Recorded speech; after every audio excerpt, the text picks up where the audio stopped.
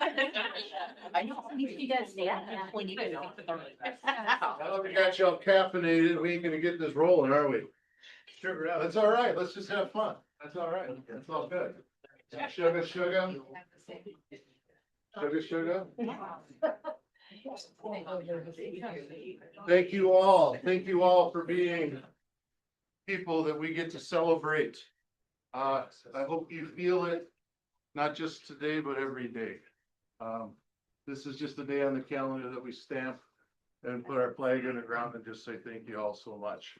And there'll be more of that soon that we'll go through and talk about. Last week was a rather exhaustive week for leadership. We delivered a bunch of the top selling agent signs. So what we do every year is we get the signs naturally, and then they go in the ground of the top 40 selling agents of the brokerage from the last 12 months. And so leadership delivered all those, and that was great. And Marshall area loved it so much that I'm gonna make their paper. Seriously. And so Mikey's got her ad, and then mine's gonna be right next to it in the police reports. Cause I got a ticket. No way. Really gonna take. I was looking at the policeman too, and then I'm like, and there was a different rule. Y'all got different rules up in there. Yeah, just because I looked and said, that's a city slicker, I want their money. Fair enough. Yeah. And it's probably not appropriate to say that showing cleavage didn't work. Well, awesome. Let's get rolling here. We want to start the meeting off with a cool announcement. So, did you know that there's a KW Cares regional ambassador? So we have a regional director. Did you know that there's a regional ambassador? That we could have both in our very office. And we do. Come on up, Melissa. Thank you. I'm very excited for my next evolution. And as your regional ambassador, if you have any questions about KW Cares, how you can get involved, tools that you can utilize, I'm your go-to, which will be great. I am here to tell you though that there's a competition in May. Have you guys seen this on social media? Have you been paying attention? No. I know that you guys are very competitive, so I wanted to show you who's in the lead. I'll bet many of you join that pivot shift call every week, right? So you've probably heard about it from that. But they don't qualify. It's only market centers that are competing for this. And it looks like we're going to be competing with the Ohio Valley and Spokane, the Carolinas, Southeast Atlanta, because whatever market center raises the most money throughout the month of May for KW Cares month is going to get a private VIP visit with Mo. In person. Yeah, so I did the math on it, and I thought if we all just contributed $100, we will far exceed these, and we could have the visit. But all you have to do is contribute a little bit. We're looking for every market center to contribute at least $890 total to the initiative. And then if you do, we will get to be a part of a Zoom call with Mo Anderson. So just a reminder, we believe at Keller Williams that in the end, it's about the higher purpose of business. We are to give, care, and share, and that's what we do, and that's what we'll promote.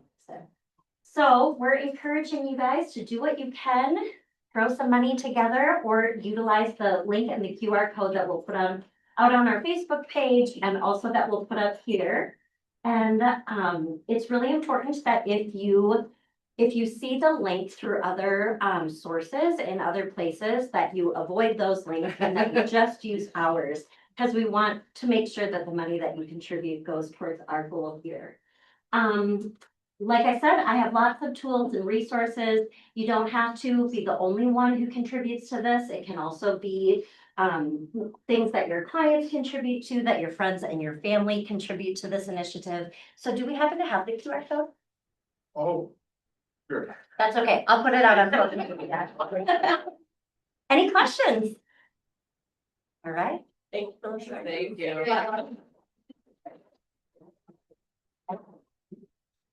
Would there be a better fit, like better marriage for something than that?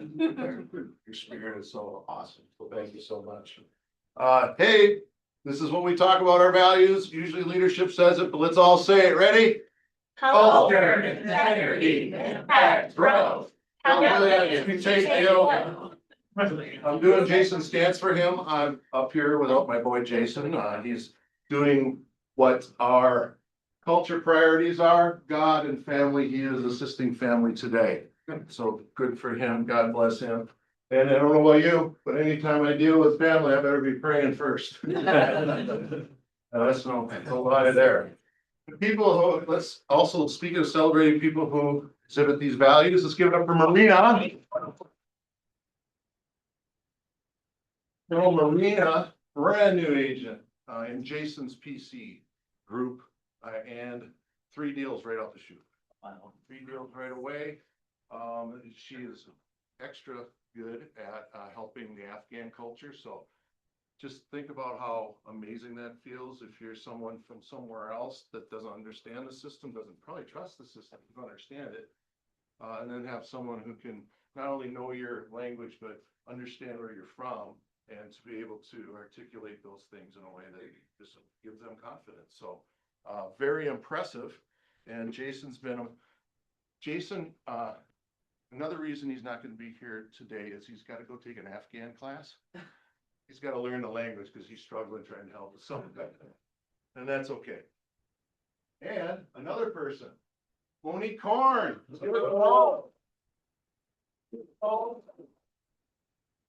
So Mo stepped up in a space for an agent who had to help with family, and Mo jumped right up into that space and helped them with their clients so that that agent could be confident and present with their family. And it can't get any better than that.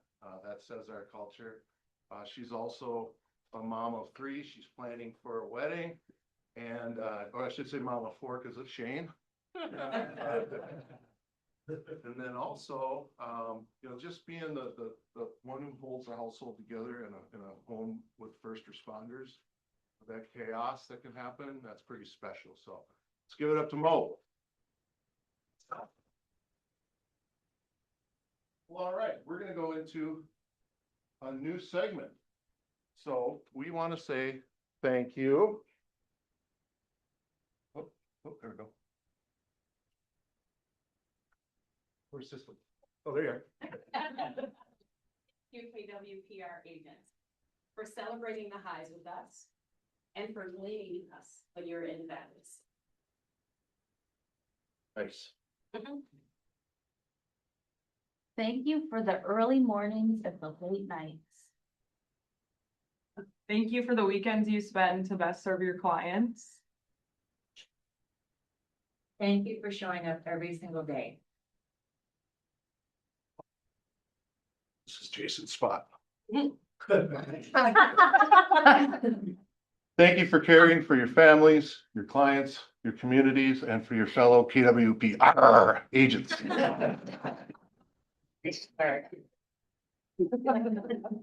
My segment. Thank you for getting back up every single time that you get knocked down. Thank you for the pressure you shoulder while showing up steady for your clients. Thank you for guiding people through life's biggest moment. You make a difference in this world. You are very appreciated. Give it up for KWPR. Woo!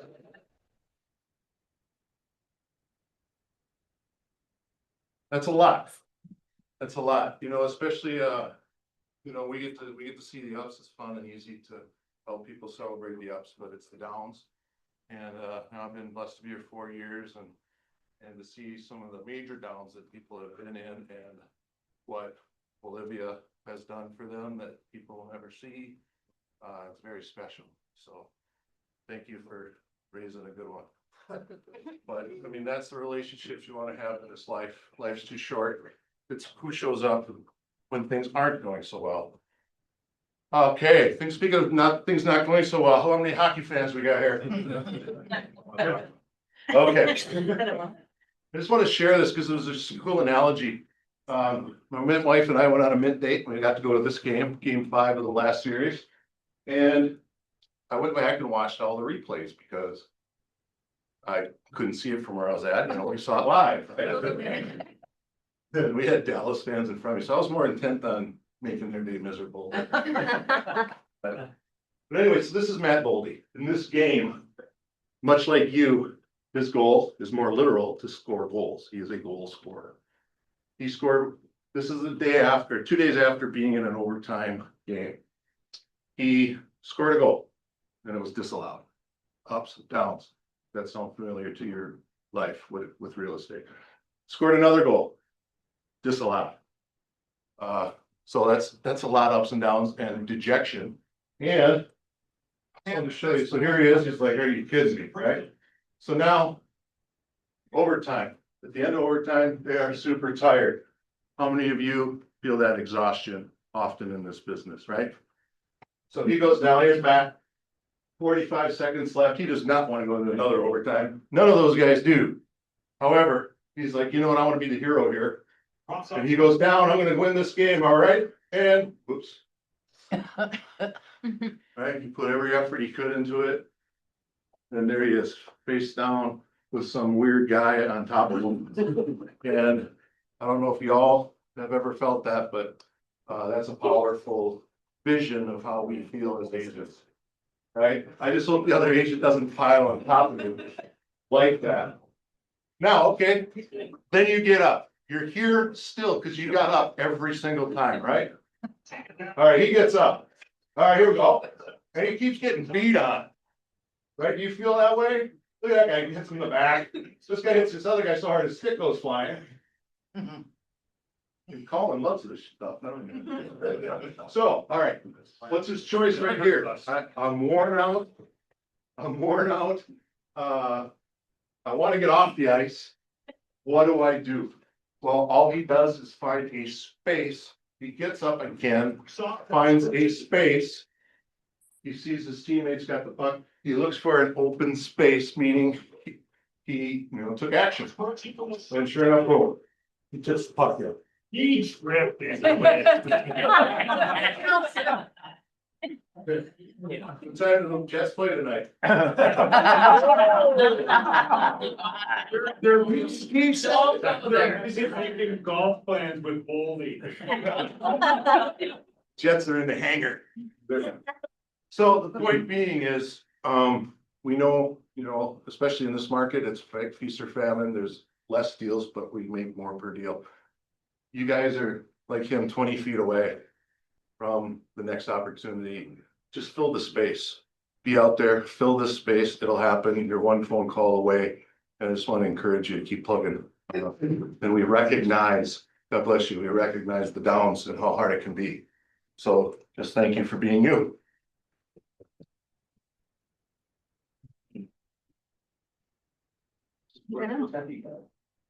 There we go. Oh, let's bring it up. Grace. It's okay. Hi, happy Agent Appreciation Day. So, I just wanted to come and talk about Megan's dropping something around, but you should have gotten an email in your inbox around 10:30, 10:45. We wanted to offer you guys a little freebie for Agent Appreciation Day.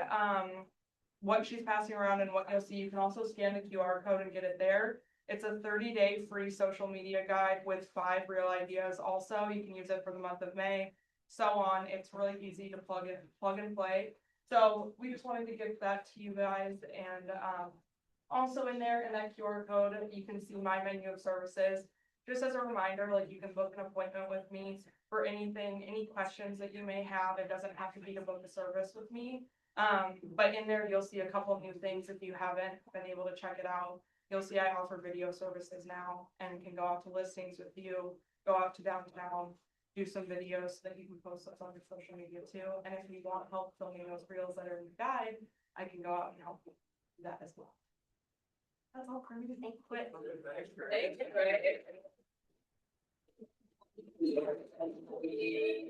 Oh, we gotta, behind the water.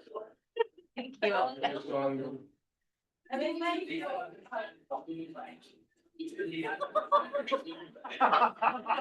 new walk-up song should be wobble. Hello, Everyone. Yeah. Thank you. Okay, yes, happy Agent Appreciation Day. We're so grateful for all of you. We're glad you're here. As you know, CE season is upon us. Some of you may have seen the, or the post I put in social media for Scotty. She thought it was for her directly. Maybe. But tomorrow we have 2 free CE classes coming from, our preferred vendor from Branch Properties, 10 a.m. and 11 a.m. And, they'll just be here in the training room. So make sure you sign up if you want to come by scanning that QR code. All of the QR codes that are up here today are on the fine handy dandy QR code on your table. So scan that and sign up for all these things. Red Day, we have a plan. We are partnering with staff agencies and we are going out to yards in the surrounding area and working with them to get their yards up to par. I have shared some things that we've encountered in the past at these houses to kind of negate some of the issues that we've had. So we are making sure that before we go, one, the properties will be previewed by somebody on leadership. We will make sure that we have a place to discard of the lawn care, garbage. And anything that needs to be purchased for the homes, mulch, trash bags, whatever, will all be there before we arrive. So those are all things that we've encountered in the past. Just know we're doing our very best to make sure those are taken care of. But please, as of right now, I think we only have 8 people signed up for Red Day. So please go ahead and scan that QR code, get signed up. We will be having breakfast, a light breakfast, bagels and stuff here in the morning, meeting here. I'm heading out to the properties that we're gonna be helping out with, and then we'll be having a sponsored happy hour at Charlie's again, starting at about 3:30 or 4. So look for more details to come out on that. I did send out an email, so you can search in your inbox for Red Day 2026, and it should pop up. But please get signed up so that we can help serve people in our community that need help. Okay, and the license renewal is coming up June 30th. This again is on social media. It will also be in the Friday email. And with the help of Jason, I put my first thing into BrokerBot, guys. I know that's like, I probably should do more, but I did my first one. And if you go to BrokerBot and you type in, how do I check my CE? An entire thing is gonna come up to show you how you check it. And also 2 videos on showing you how to check your course completion history and how to check your hours and where you're at, what you still need to do. So before you send me an email, which I will happily answer you with the link to this, but you can go to BrokerBot and you can ask it and then you don't have to wait on me. So please make sure that you're getting your CE done. It's a reminder that don't wait until June 15th to make sure that or to try to see if you can get it in by June 30th. It can take up to 2 weeks for it to report. The last thing I'll say on this is if you're not seeing a course that you took reported on your transcript, please contact your provider on who you took that class with. KWPR unfortunately has nothing to do with reporting hours. So even if you send us an email and say it's not showing up, there's nothing I can do to help you, please contact your provider right away. So that is what I have for that one. There is a bus tour and a lunch and learn coming from Brandel Anderson. If you scan this QR code, you can sign up for it. Basically, Brandel Anderson is one of our preferred vendors and I'm running out of breath. Sit down. That's a lot. And if you sign up, they're gonna be showing you 3 model homes and just giving you some information on them, telling you about their build process and all of those kinds of things. So make sure you get signed up for that. Thank you. I know. It's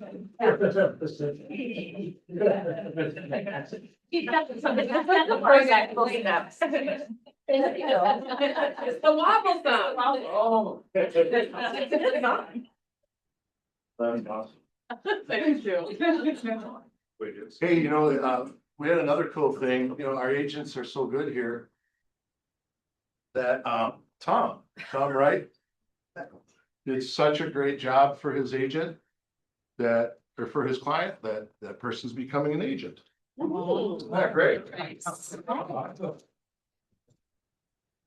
Did I make that sound better than what we were gonna say? A lot better. She really said, if he can do this. Agent appreciation my ass.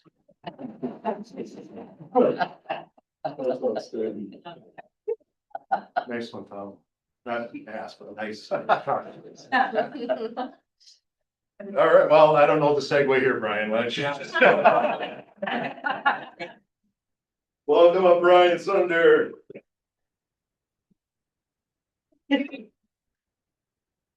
Sunder.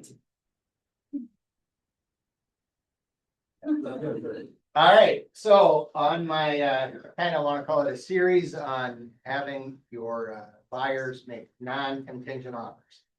Last week, we talked about half cash and making cash offers, but also those are non-contingent offers if they own another home and they can't afford both homes. For qualifying, they can make a non-contingent offer. Well, today I want to talk about our bridge loan. All right, so again, maybe a customer can't afford to buy and sell at the same time, have both mortgages. Let's say they've got a lot of equity in their home, maybe 2 Social Security incomes. All right, they just can't afford to have it. They have a lot of equity. So what we would do is a bridge loan on their existing home. Now they do have to have equity. And so we would take a minimum of $250,000 loan amount, but we can go up to 80% loan to value. Pay off their existing mortgage and take out another 100 grand, let's say, or probably more, up to 80%. Apply it onto the new home. Now we're probably putting 20% down or more into a mortgage insurance. We're already starting with a fairly low mortgage on the new home. But we don't count principal and interest payment on the old home. All right, there's no payments for 12 months on the bridge loan. Now, really, this is a short-term loan. The property needs to be listed. I might be jumping around here. Minimum credit score is 700, loan amount minimum 250. Couple of things I just wanted to touch on. They do need to have owned their current home for 3 years. And really, they do need to have a lot of equity in the existing home. Yeah. Sure. The home needs to be listed for sale by you at the time of the bridge loan. All right, typically we'll close this 10 days before the new purchase. So now they'll have the funds to put down on the new purchase. Again, no payments for 12 months. And that's the key there. Now they qualify for the new property because we're not counting the payment on the, let's call it the old property or the current property.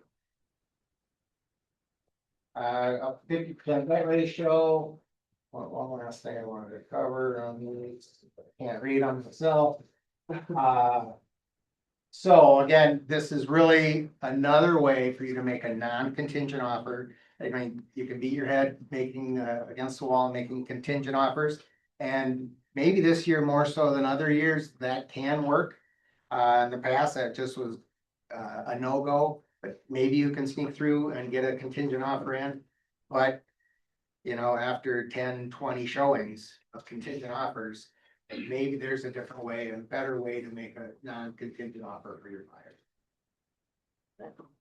Okay, any questions on that? I'll just add that, like, I could walk in and contract close and Stone Arch, who kind of put out stats of what offers are being accepted, and I think it's like 10 to 13% are contingent upon their home selling. So I always use that stat with my clients, just so they understand it's not likely. So we gotta do one at a time.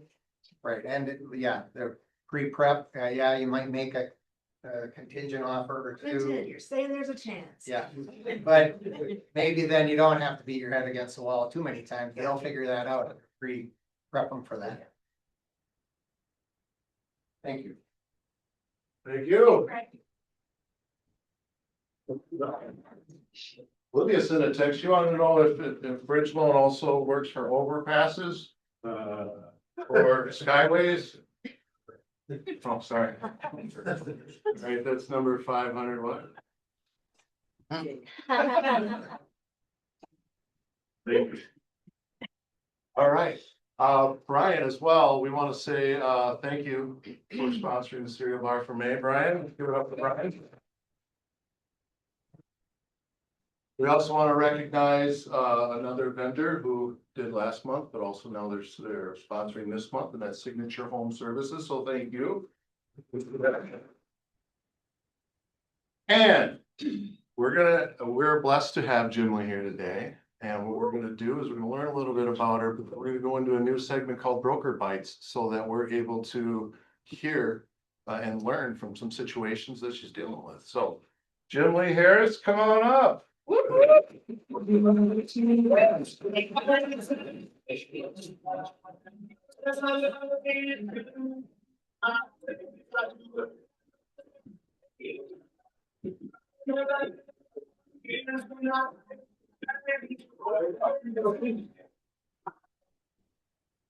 Awesome. Well, thank you so much. So Jim Lee, first of all, tell us about the name Jim Lee. Probably the only one. Yeah, my mom used to write Jim Lee on the bottom of her letters in like college, and it's an acronym and it stands for Jesus in Me Loves You. Jesus in me loves you. Isn't that awesome? That's awesome. I'm gonna ask my parents what Jamie is. I never, yeah. It's like a boy named Sue. So Jimmy, how long have you been in the business? This is my second career, so I've been in real estate for 11 years What now. was your first career? I worked in healthcare since I was 17. So I started, I was an X-ray tech and then worked my way up into management. And then I bought a house in my last my broker that got me into real estate.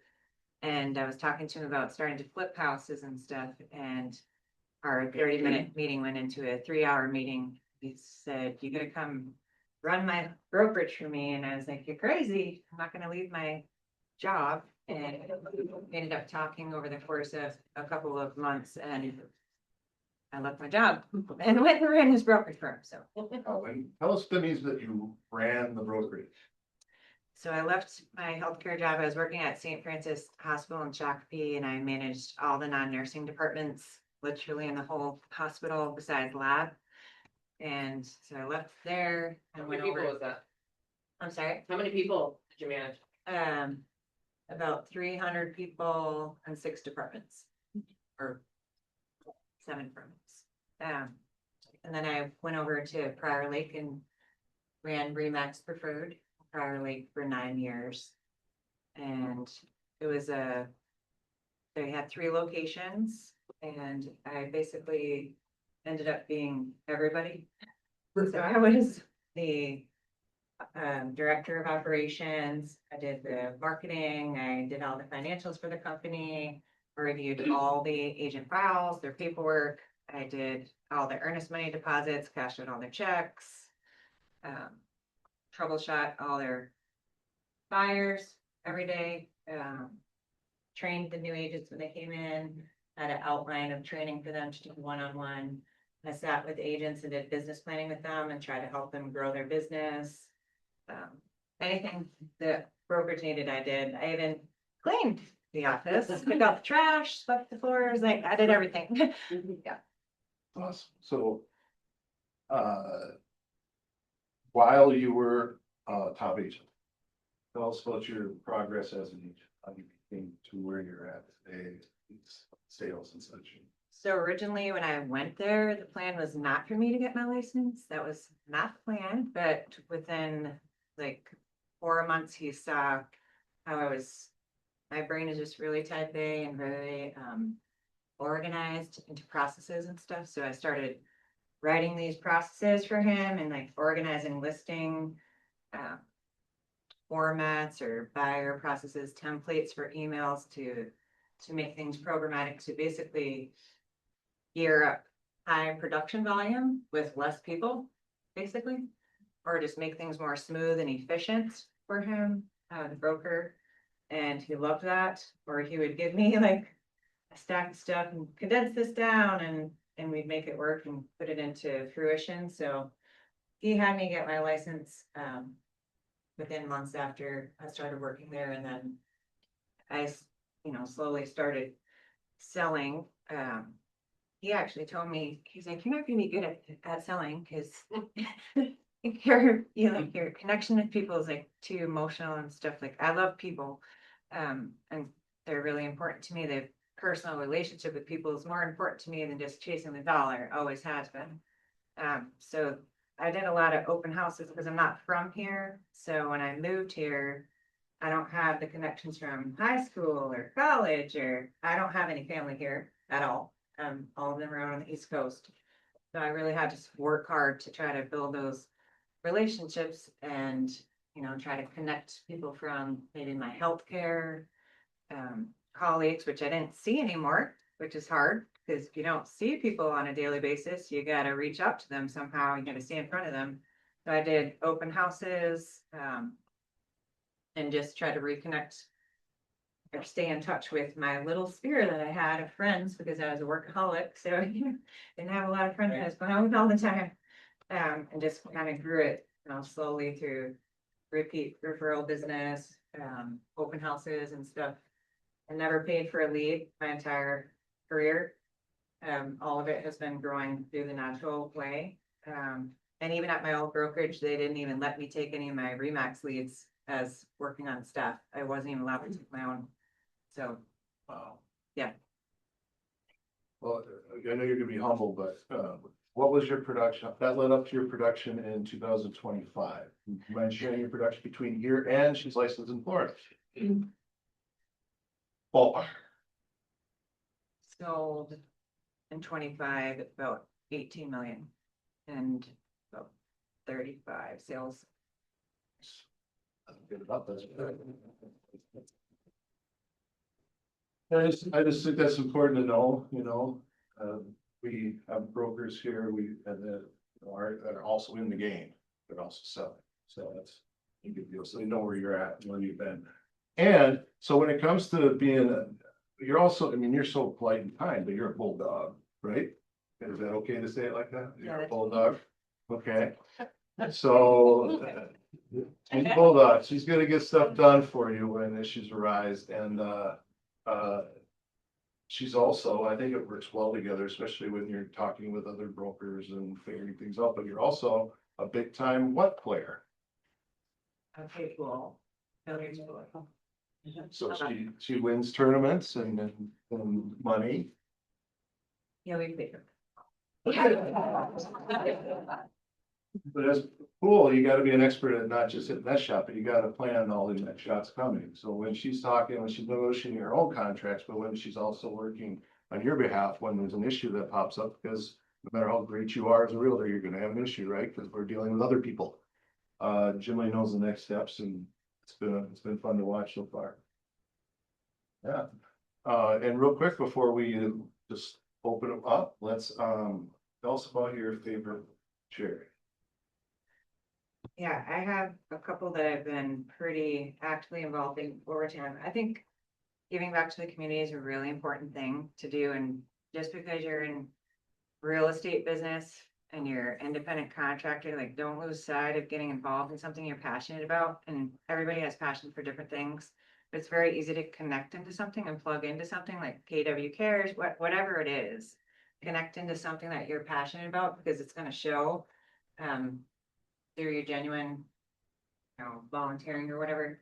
So I do a lot of different things, but two of the bigger things that I do is the polar plunge. Every year, I've done it 14 years in a row, and I love that. And that's tied to the Rotary. So I've been a Rotarian for 17 years now. So that meets every single week in Savage. And we do a lot of community projects through Rotary. So we do little things, bocce ball, putting bocce balls in the community, or going and helping, senior citizens with little projects, or bigger things like, water projects in other countries. So that's one thing. But the other one is I'm on the executive board for the Southern Valley Alliance Against Domestic Violence in Shakopee, that serves Scott County. And that's because I grew up in domestic violence, pretty very aggressive one. So I'm very passionate about that. And I love giving back to the community with that. And just whatever you can do to be part of something you're passionate about is really good. And I think it just makes you feel like you're giving back. So I think it's important to have all those pillars in your business. Yeah, it's been just fun hearing you talk about, helping people in the domestic violence area and how other people that are in that same scenario can best relate to someone obviously who's been there.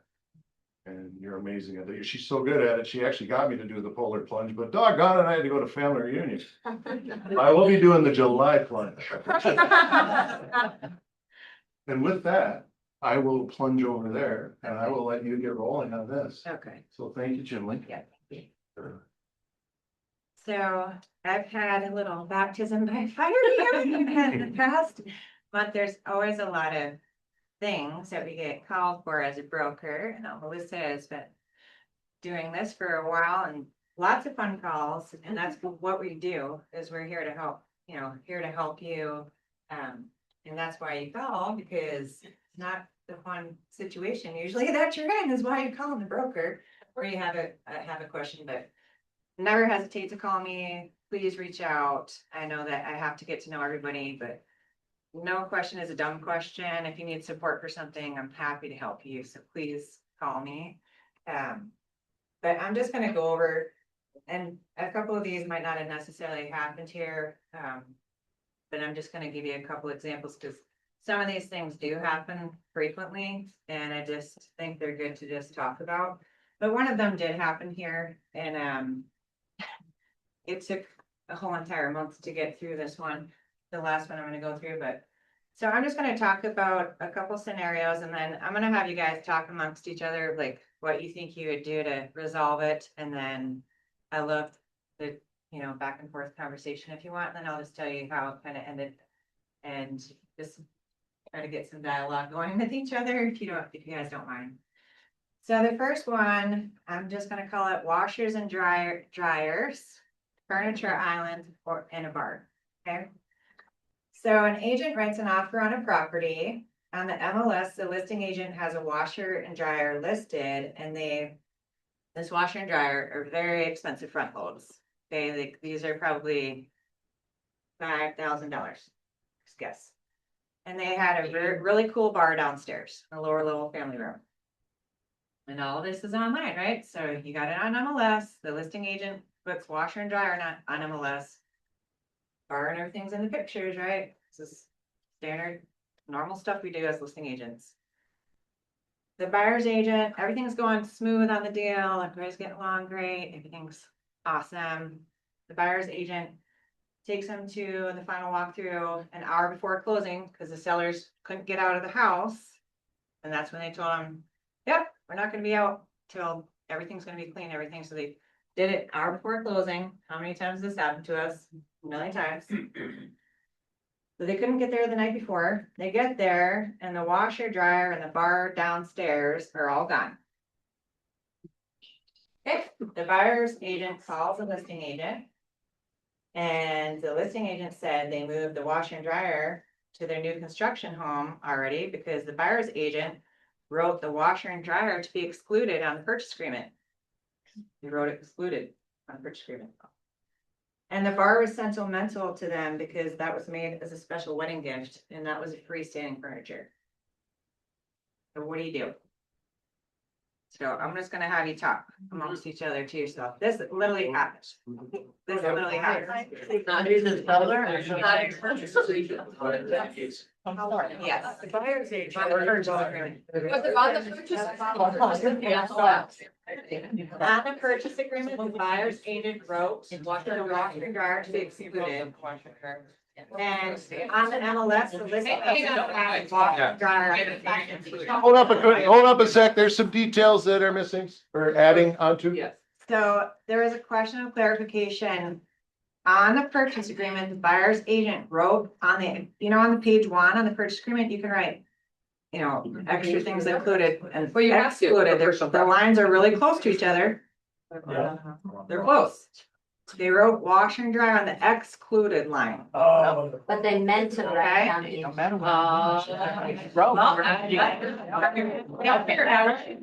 Nobody's gonna stamp, right? Nobody can stamp. On the MLS listing, the listing agent included the washer and dryer. There's a lot of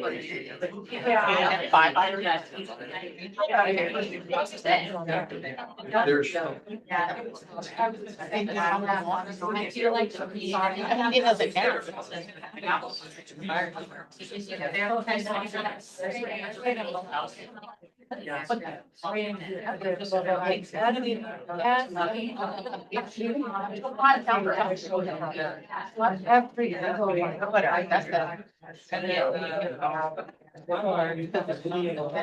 Yeah, I guess in my eyes.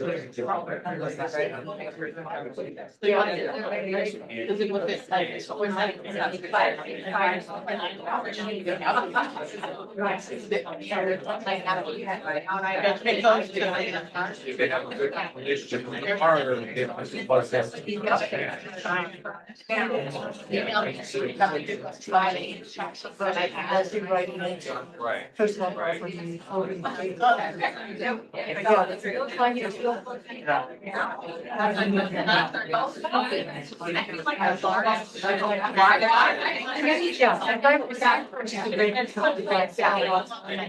Conversation. all right,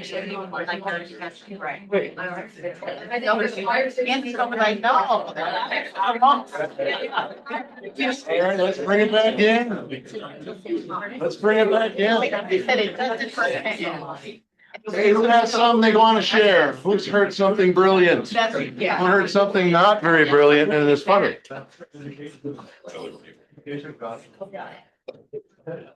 Who wants to share? Thompson. So, Let's hear Anna. Here we go. so we all kind of agreed that it's the buyer's agent's fault for writing it on the wrong line and that they should have reread their PA before they sent it out to be signed. You should always reread it before you send it out to be signed.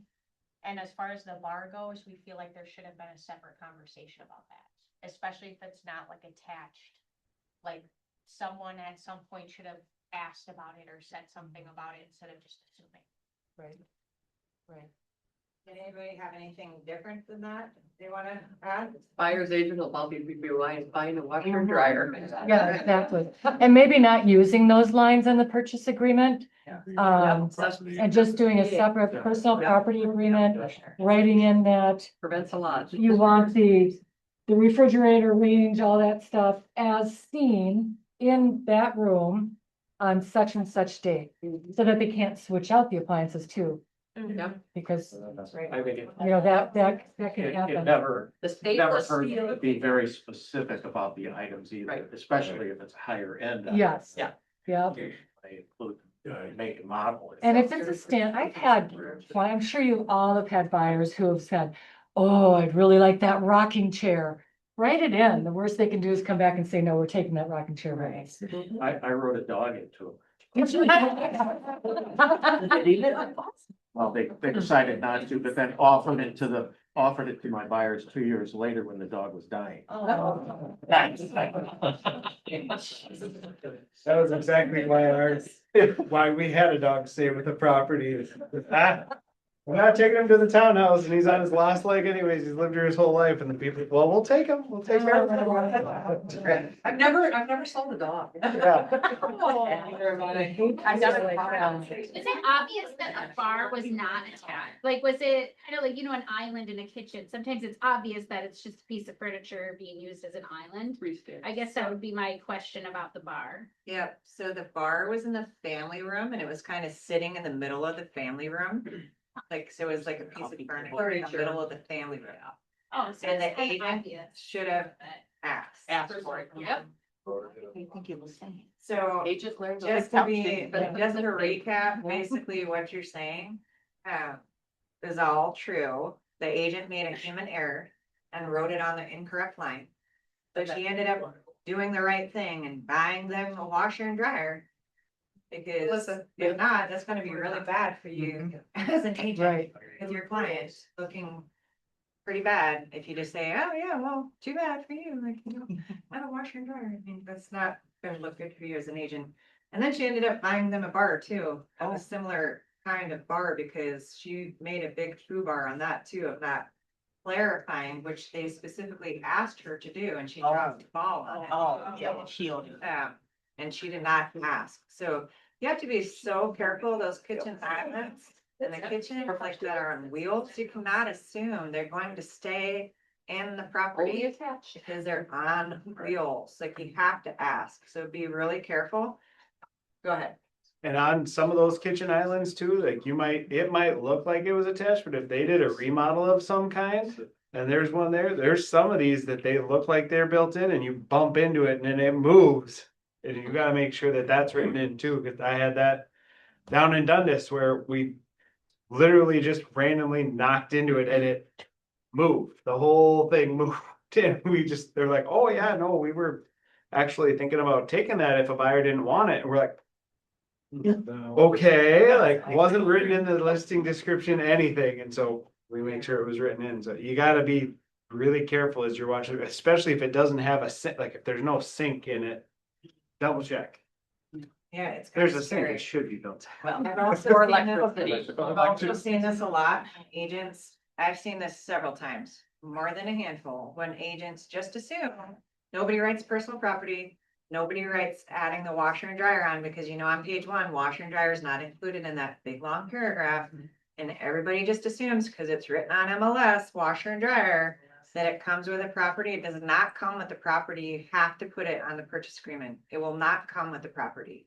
And then they end up buying them a washer and dryer because they didn't do their job, putting it on the purchase agreement. So just be really careful. We all make mistakes. You know, she made a human error. She felt terrible. She felt stupid. Like, we all make human errors. We all are gonna make mistakes, and you have to give yourself some grace sometimes. But just be really careful when you're writing a purchase agreement. It's a great point you made up to you can use a personal property, just so you're Yeah. not making that human error on those two lines, because they are so close next to each other. And even some of those things that are listed on the first page that say they're supposed to say, I had an incident with a shed. The seller was gonna take the shed, but it was written on the front page, you know, the front page is already pre-written in there. And I didn't write that on the purchase agreement. So we battled back and forth, and they ended up leaving the shed because it is there and they didn't exclude it anywhere. But even stuff like that. You Yeah, know? storage that I would definitely write on there. It never Yep, hurts to yep, so write. now I write them on every. I still write them even though they're pre-listed on that front page. Yep. And also, if you have clients that has, you know, I've seen this too, like very special curtains they don't want to lose, and you write it in the agent remarks on the listing, just make sure you're going back and making sure they're excluding that on the purchase agreement, because just because you put it in agent remarks doesn't mean that transfers to the purchase agreement. So you gotta make sure it gets on the purchase agreement so that you're protecting yourself and your client, so you're not losing your money. I mean, it's just gonna save you a lot of headaches, so. Scenario number 2, neighborhood HOAs. HOAs are probably all of our biggest nemesis. It's just such a headache. I think I saw something the other day where they're trying to regulate something with HOAs, but we'll see what happens with that, but I wish they would, because they're such a headache. Buyer's agent writes a purchase agreement for a gorgeous $780,000 home in a suburban neighborhood. The listing agent assures the buyer's agent, this is just a small neighborhood HOA to maintain the sign and landscaping around it. Relying on the listing agent's verbal word, the buyer's agent writes the purchase agreement and doesn't add the HOA addendum or force them to provide any HOA documents or resale disclosure certificate. The buyer moves in, summer rolls around, and they find out they're unable to park their beautiful boats in the yard because because of the rules from the HOA. This causes a huge problem for the buyer, and it's a non-negotiable for their lifestyle. And it ends up turning into a really ugly, like, legal mess. So what do you do? That's a tough. I'm more talking to you about this, is what are you gonna do to prevent this from happening? Okay. I was gonna say, I call my broker right away. But I'm gonna read that. One video. I told you, it's not, it really didn't happen. It really didn't happen. Yeah, oh, she just did that.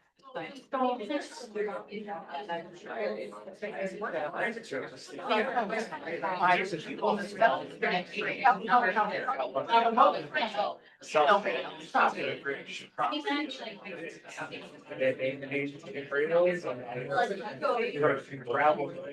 Maintainers, they townships. Like, they don't have like a regular lease. But I'm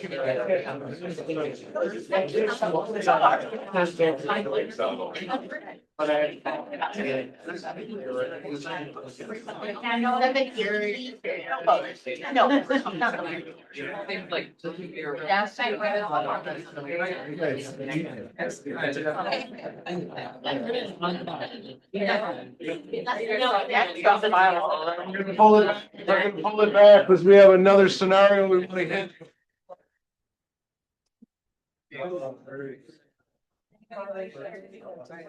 Pull it back in, who wants to share? Yeah, because that 10 days doesn't start till the actually. All right. Plans and the agent. We got one more scenario to hit before we can eat. So let's hit the next one, or let's, Anybody want to quick share what you do to prevent this from happening? How many times this happened to you all the time? Oh, it's just a neighborhood HOA. We don't have any dogs. No big deal. No, you don't need to put that on there. It happens to me all the time. yeah, Anybody else? I'll use the CIC. I'm curious if the seller had it in the disclosures. In that If they had situation. the covenants on Yeah. it? I don't Well, if think, they- I was just curious if they. that's a good question. I don't remember to tell you in the story to be exact, but that's a very good troubleshooting question. regardless if they were on there or not, if there's an HOA, isn't it state mandated that they have the statutory right to review for the buyer? That, I mean, and they can waive it after 3 days, like Pamela was saying, but they have to get them first, so we don't need to do that, Right. so. So I love that you brought that up because there is a state statute and there's two parts to that. Because some of these Associations. neighborhood HOAs with the sign are not subject to NICWA. And you can look at that in the bylaws oftentimes and see if they are or not. And if you can't figure it out from looking at them because you don't have the documents, you can call the people, like if you have a contact for them.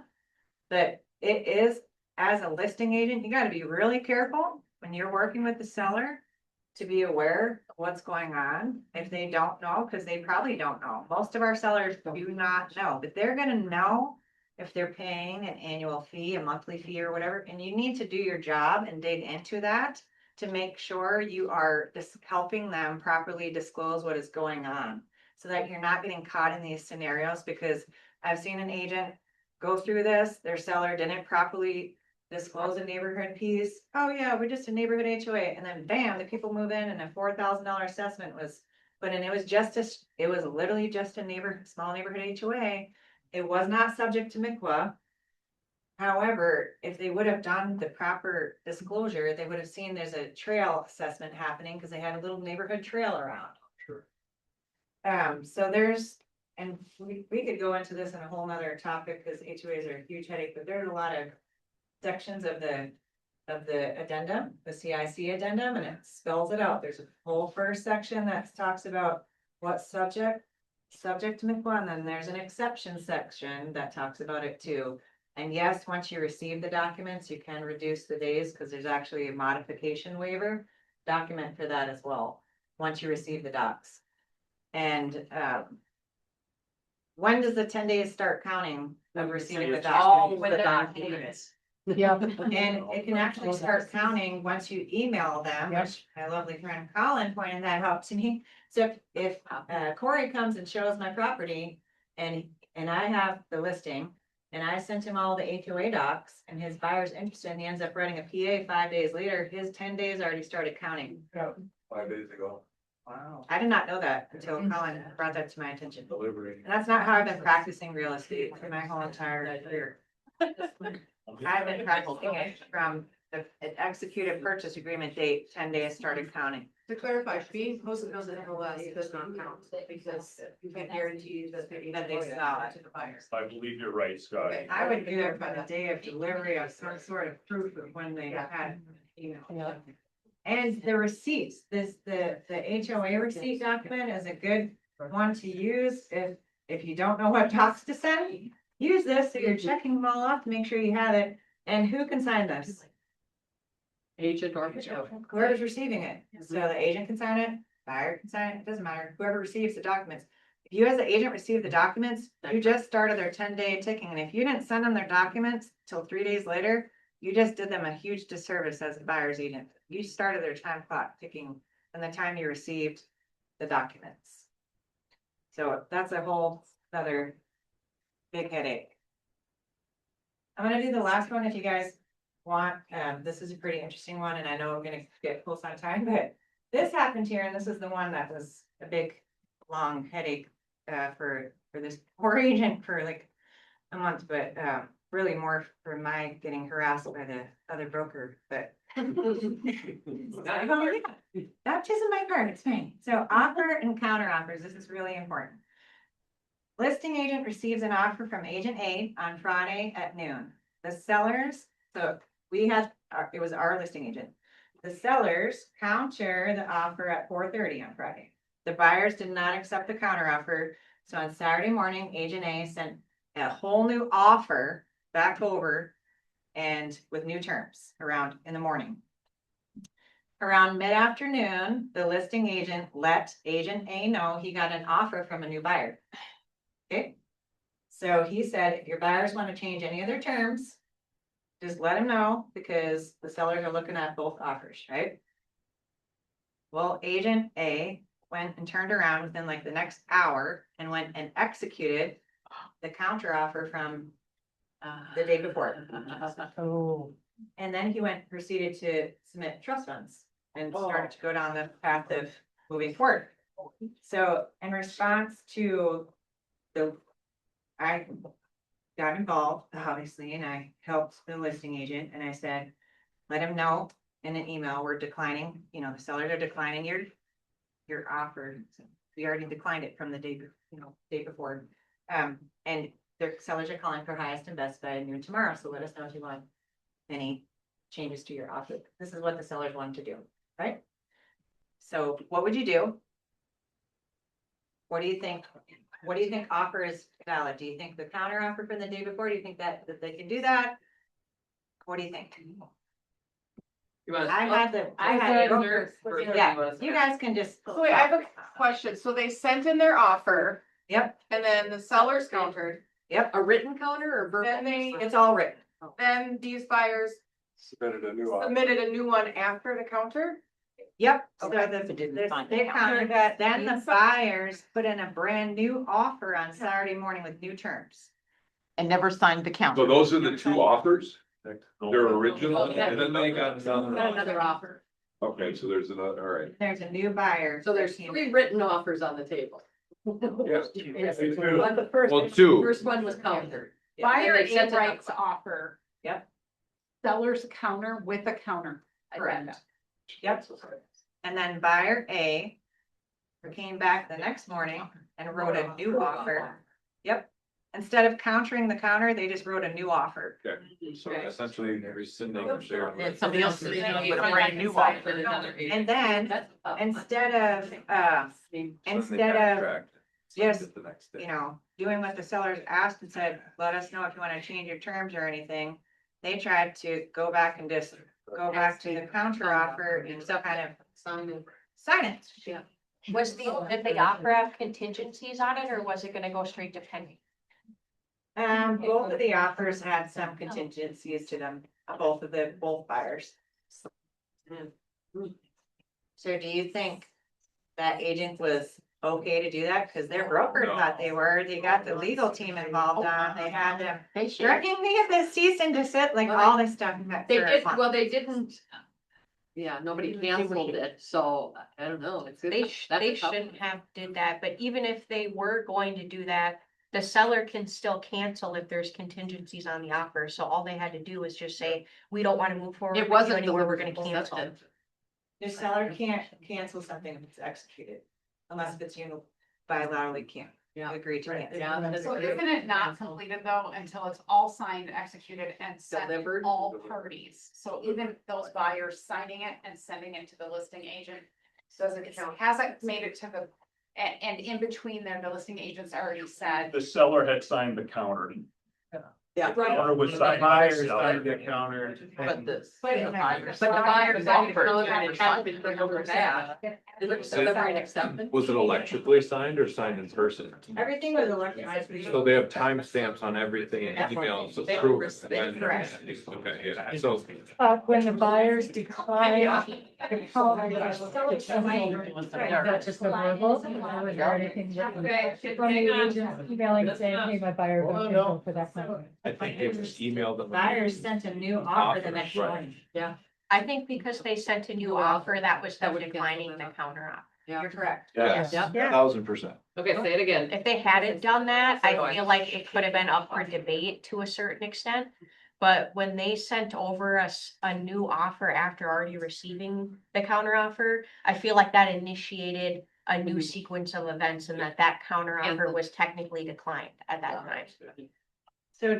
So without taking you guys more of your time, because we're past time, when you send an offer, and you send a counter offer, your counter offer declines the offer. Yep. So agent A sent in their offer, the seller sent a counter offer, that means they rejected the offer. When agent A sent a new offer the next morning, it doesn't matter if it was done on an offer or counter offer, they rejected the seller's counter offer. Right. Nobody has to say it's rejected. It's rejected because you sent in a new offer. And the nice thing is it was electronically, so you do have dates and times on it versus if it Correct, was. nobody's hand delivering counter offers or anything. And no verbal counter offer is Right. legit. Right. You can't do a verbal counter offer, you need it in writing. Right. So he cannot go back and trap a seller with a previous counter offer they already rejected. You can't trap somebody. So how did it end? So what happened is, even though I got a lot of, it was crazy on the back end, but the seller ended up working with the other buyer. The second. And they closed. Because of the shadiness of the first buyers. Because they didn't feel, there was a lot of reasons in there, but yeah, it was a very difficult transaction emotionally for the seller, and it was a lot on the back end. I had a lot of calls and it was a lot. It sounds like an agent. Like a lot of legal threats and stuff, like it was a lot with the broker and everything on their side, trying to intimidate and stuff, but we did the right process. I verified it with legal too. We talked to, attorneys, and it's the correct process of what the sellers chose to do.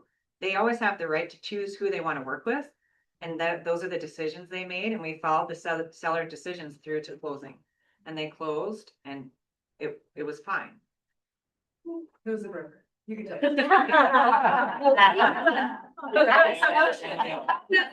Somebody knows. And I'm just gonna say too, this is a good reminder too, if you're putting in offers as a buyer's agent, don't just leave them hanging out there. Make sure you rescind them if you're done with it. Don't just leave them hanging out there, because you don't want someone going back and signing it, and then you're stuck in two offers with the buyer. How would you recommend that we rescind those offers? Just an email. I would send an email to the agent saying, my buyer has formally rescinding this offer. My buyer's rescinding the offer. That's all you have to do. You need to send an email. Make a copy of it. And I would save it. I save my file, my emails and stuff in a file with the transaction name and the person, and I save it, because if you have to go back to it, you do sometimes. I think it's a good idea too, to ask for acknowledgement that they received Yeah. the email. Yeah. My reply back. That's a good point. I usually do that too, but you need to send it off. Don't send a phone call, a text message, just put it in. We need to be professional in this business and do things a proper way. I had an agent send me a cancellation for some offer they put in. You don't need to send a cancellation. If nothing was executed, just send an email. All you have to do. Yes. So did they think by sending the trust funds quickly that would slide their shadiness? He was just trying to make it more difficult for us to be trapped in the deal, but we just refunded the trust funds. Yeah, he was just making it very difficult for us and, yeah. And trying to intimidate. Awesome, you guys liked it? You like this segment from us? Anything? I don't know about you, but I'm looking at the word bites and we got some food. We're getting ready to go. Hey, let's give it up for Jim one more time. Thank you, Jim. Yeah. I was a little concerned at first because when you start, I thought maybe I was rubbing off on you wrong, because you started off with washers and dryers, go into a bar. That's what I was gonna say. Washer dryers and we're going to the bar. I think you're gonna tell a joke. No, okay, no, that was good. Thank you.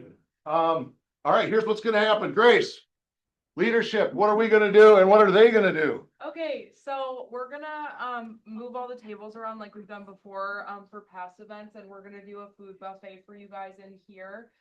So just give us about like 10 minutes, probably less, and we'll have all the food out here so that you guys can mingle in here and eat, but just we'll be moving around. FYI. Don't So, leave. Yeah, don't leave. There's lots of food. Yeah, you